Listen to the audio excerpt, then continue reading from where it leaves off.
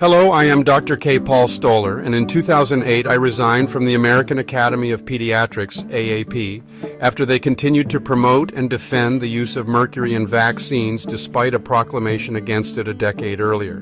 Now, they are at it again, calling for an end to all religious and philosophical vaccine exemptions for kids in schools and daycare. Their new policy argues that only medical exemptions that comply with the CDC's ACIP contraindications should be allowed, that is, life-threatening allergic reactions or a known immunodeficiency. They claim this is about protecting kids and staff and keeping outbreaks at bay. But here's the thing, most states, 45 to be exact, do have religious exemptions. 15 even allow for personal or philosophical objections. If the AAP gets its way, those options could vanish everywhere. The pushback? It's fierce. Critics say the AAP's proposal crosses a line stripping away parental rights, medical ethics, and the principle of informed consent. Groups like Children's Health Defense are sounding the alarm, warning that handing this much control to states is a dangerous road. And this debate isn't happening in a vacuum. Just last month, the Supreme Court sided with parents in the Mahmoud versus Taylor case.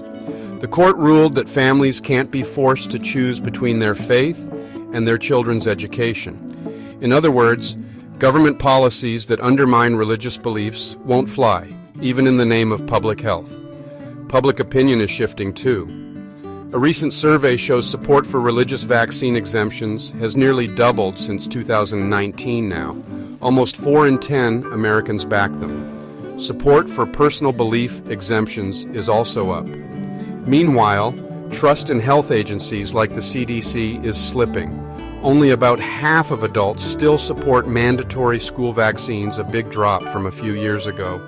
Then there's the question of conflict of interest. The AAP says its new stance is all about the science, but some policy authors have received payments from major vaccine makers. Critics argue that keeping exemptions is needed not just for parental choice, but to keep the system ethical and honest. At the end of the day, this isn't just about shots, it's about how much power the state should have over families and their beliefs.